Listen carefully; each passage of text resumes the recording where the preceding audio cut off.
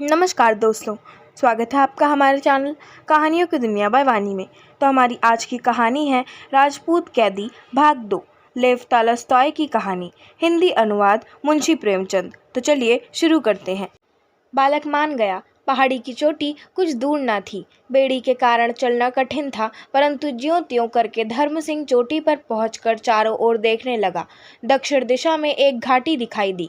उसमें घोड़े चल रहे थे। घाटी के नीचे एक गांव था। उससे परे एक ऊंची पहाड़ी थी, फिर एक और पहाड़ी थी।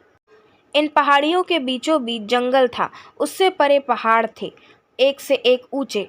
पूर्व और पश्चिम दिशा में भी ऐसी ही पहाड़ियां थीं। कंदराओं में से जहां तहां गांवों का धुआं उठ रहा था। वास्तव में यह मराठों का देश था। उत्तर की ओर देखा तो पैरों तले एक नदी बह रही है और वही गांव है जिसमें वह रहा करता था। गांव के चारों ओर बगीचे लगे हुए थे और स्त्रियां नदी पर बैठी वस्त्र धो रही थीं और ऐसी जान पड़ती थीं मानो गुड़िया बैठी हो। गांव से परे एक पहाड़ी थी, परंतु दक्षिण दिशा वाली पहाड़ी से नीचे उससे परे दो पहाड़ियां और थीं। उन पर घना जंगल था। इनके बीच में मैदान था। मैदान के पार बहुत दूर पर कुछ धुआं सा दिखाई दिया।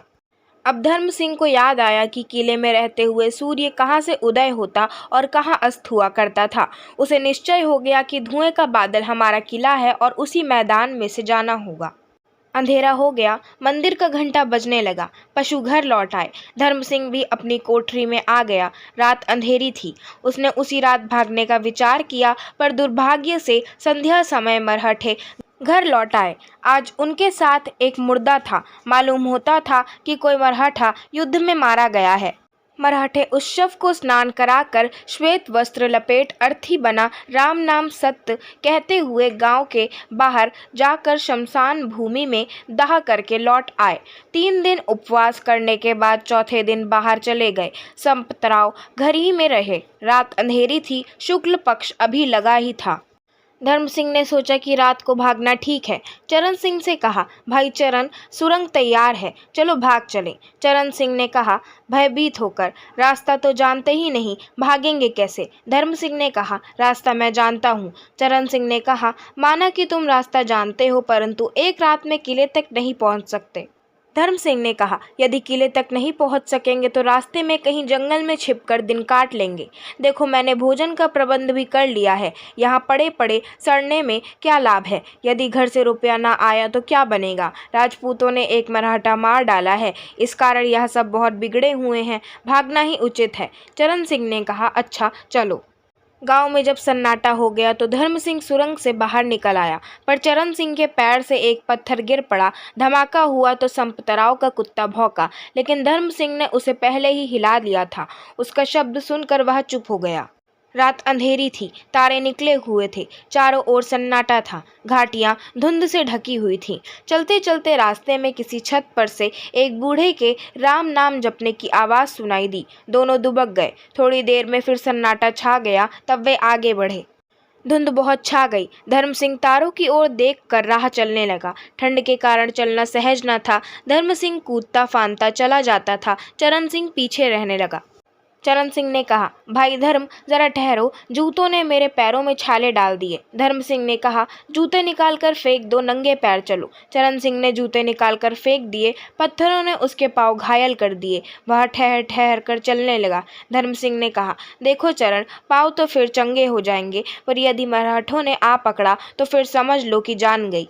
चरण सिंह चुप होकर पीछे चलने लगा। थोड़ी दूर जाने पर धर्म सिंह बोला, हाय हाय, हम रास्ता भूल गए। हमें तो बाईं ओर की पहाड़ी पर चढ़ना चाहिए था। चरण सिंह ने कहा, ठहरो, जरा दम लेने दो, मेरे पैर घायल हो गए हैं, देखो रक्त बह रहा है। धर्म सिंह ने कहा, कुछ चिंता नहीं, ये सब ठीक हो जाएंगे, तुम चलो। वे लौटकर बाईं ओर की पहाड़ी पर चढ़ गए। आगे जंगल मिला। झाड़ियों ने उनके सब वस्त्र फाड़ डाले। इतने में कुछ आहट हुई। वे डर गए। समीप जाने पर मालूम हुआ कि बारहसिंघा भागा जा रहा है। प्रातःकाल होने लगा। किला यहाँ से अभी 7 मील पर था। मैदान में पहुंचकर चरण सिंह बैठ गया और बोला, मेरे पांव थक गए, मैं अब नहीं चल सकता। धर्म सिंह ने क्रोध से कहा, अच्छा तो राम राम, मैं अकेला ही चलता हूँ। चरण सिंह उठकर साथ हो लिया। 3 मील चलने पर अचानक सामने से घोड़े की टाप सुनाई दी। वे भागकर जंगल में घुस गए। धर्म सिंह ने देखा कि घोड़े पर चढ़ा हुआ एक मराठा जा रहा है। जब वह निकल गया तो धर्म बोला कि भगवान ने बड़ी दया की कि उसने हमें नहीं देखा। चरण भाई अब चलो। चरण सिंह ने कहा, मैं नहीं चल सकता, मुझ में ताकत नहीं है। चरण सिंह मोटा आदमी था, ठंड के मारे उसके पैर अकड़ गए। धर्म सिंह उसे उठाने लगा तो चरण सिंह ने चीख मारी, धर्म सिंह, हैं यह क्या? मराठा तो अभी पास ही जा रहा है, कहीं सुन न ले। अच्छा, यदि तुम नहीं चल सकते हो तो मेरी पीठ पर बैठ जाओ। धर्म सिंह ने चरण सिंह को पीठ पर बैठाकर किले की राह ली। धर्म सिंह ने कहा, भाई चरण सिंह, सीधी तरह बैठे रहो, गला क्यों घोटते हो? अब उधर की बात सुनिए। मराठे ने चरण सिंह का शब्द सुन लिया। उसने गोली चलाई परंतु खाली गई। मराठा दूसरे साथियों को लेने के लिए घोड़ा दौड़ाकर चल दिया। धर्म सिंह ने कहा, चरण, मालूम होता है कि उस दुष्ट ने तुम्हारी आवाज़ सुन ली। वह अपने साथियों को बुलाने गया है। यदि उसके आने से पहले पहले हम दूर नहीं निकल जाएंगे तो समझो कि जान गई। मन में यह बोझा मैंने क्यों उठाया? यदि मैं अकेला होता तो अब तक कभी का निकल गया होता।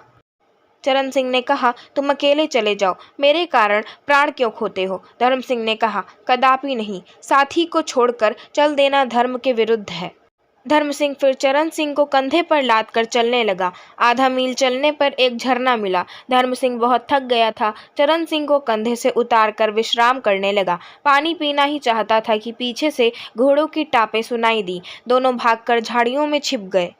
मराठे ठीक वहीं आकर ठहरे जहां दोनों छिपे हुए थे। उन्होंने सूंघ लेने को कुत्ता छोड़ा, फिर क्या था, दोनों पकड़े गए। मराठों ने दोनों को घोड़ों पर लाद लिया। राह में संपतराव मिल गया। अपने कैदियों को पहचाना, तुरंत उन्हें अपने साथ वाले घोड़ों पर बैठाया और दिन निकलते निकलते वे सब ग्राम में पहुंच गए। उसी समय बूढ़ा भी वहां आ गया। सब मराठे विचार करने लगे कि क्या किया जाए। बूढ़े ने कहा कि कुछ मत करो, इन दोनों का तुरंत वध कर दो। संपतराव ने कहा, मैंने तो उन पर रुपया लगाया है, मार कैसे डालूं? बूढ़े ने कहा, राजपूतों को पालना पाप है, वे तुम्हें सिवाय दुख के और कुछ ना देंगे, मार कर झगड़ा समाप्त करो। मराठे इधर उधर चले गए। संपतराव धर्म सिंह के पास आया और बोला, देखो धर्म सिंह, 15 दिन के अंदर यदि रुपया ना आया और तुमने फिर भागने का साहस किया तो मैं तुम्हें अवश्य मार डालूंगा, इसमें संदेह नहीं। अब शीघ्र घर वालों को पत्र लिख डालो कि तुरंत रुपया भेज दें। दोनों ने पत्र लिख दिए। फिर वे पहले की भांति कैद कर दिए गए, परंतु कोठरी में नहीं, अब की बार 6 हाथ चौड़े गड्ढे में बंद किए गए। अब उन्हें अत्यंत कष्ट दिया जाने लगा। न बाहर जा पाते थे, न बेड़ियां निकाली जाती थी। कुत्तों के समान अध पकी रोटी, एक लोटे में पानी पहुंचा दिया जाता था और कुछ नहीं। गड्ढा सीला था, उसमें अंधेरा और अति दुर्गंध थी। चरण सिंह का सारा शरीर सूख गया। धर्म सिंह मनमलीन तनछीन रहने लगा। करे तो क्या करें? धर्म एक दिन बहुत उदास बैठा था कि ऊपर से रोटी गिरी। देखा तो सुशीला बैठी हुई है।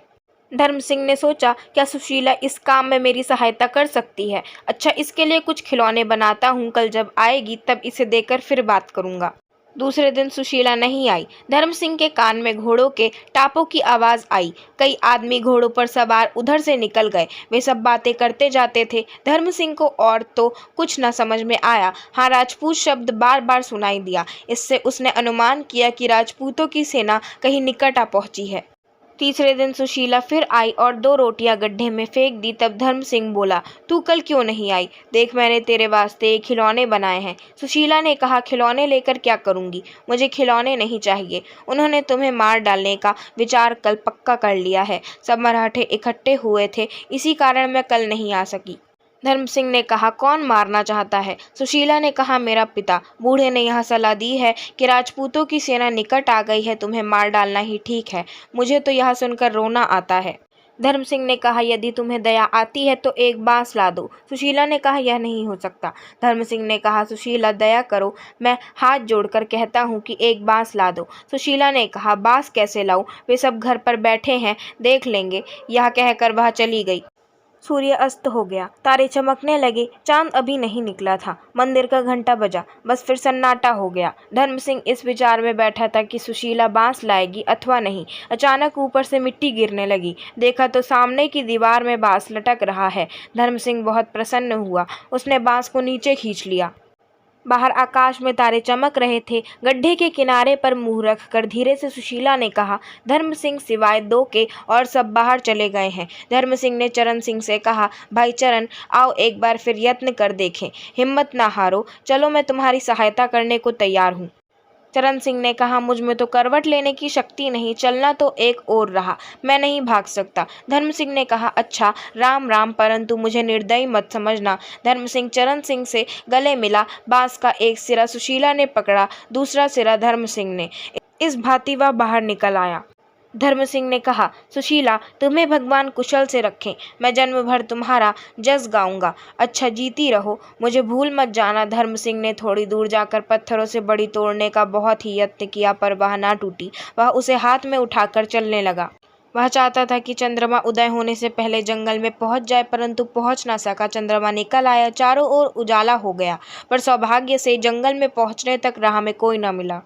धर्म सिंह फिर बेड़ी तोड़ने लगा, पर सारा यत्न निष्फल हुआ। वह थक गया, हाथ पांव घायल हो गए। विचारने लगा, अब क्या करूं, बस चलो, ठहरने का काम नहीं, यदि एक बार बैठ गया तो फिर उठना कठिन हो जाएगा।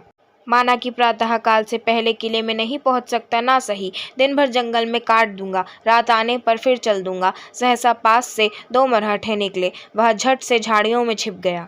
चांद फीका पड़ गया, सवेरा होने लगा, जंगल पीछे छूट गया, साफ मैदान आ गया, किला दिखाई देने लगा। बाईं ओर देखने पर मालूम हुआ कि थोड़ी दूर पर कुछ राजपूत सिपाही खड़े हैं। धर्म सिंह मगन हो गया और बोला, अब क्या है, परंतु ऐसा ना हो कि मराठे पीछे से आ पकड़ें, मैं सिपाहियों तक ना पहुंच सकूं, इस कारण जितना भागा जाए भागो। इतने में बाईं ओर 200 कदम की दूरी पर कुछ मराठे दिखाई दिए। धर्म निराश हो गया, चिल्ला उठा, भाइयों, दौड़ो दौड़ो, मुझे बचाओ बचाओ। राजपूत सिपाहियों ने धर्म सिंह की पुकार सुन ली। मराठे समीप थे, सिपाही दूर थे। वे दौड़े। धर्म सिंह भी बेड़ी उठाकर भाइयों भाइयों कहता हुआ ऐसा भागा कि झट सिपाहियों से जा मिला। मराठे डर कर भाग गए। राजपूत पूछने लगे कि तुम कौन हो और कहाँ से आए हो, परंतु धर्म सिंह घबराया हुआ भाइयों भाइयों पुकारता चला जाता था। निकट आने पर सिपाहियों ने उसे पहचान लिया। धर्म सिंह सारा वृत्तांत कहकर बोला, भाइयों, इस तरह मैं घर गया और विवाह किया, विधाता की यही लीला थी।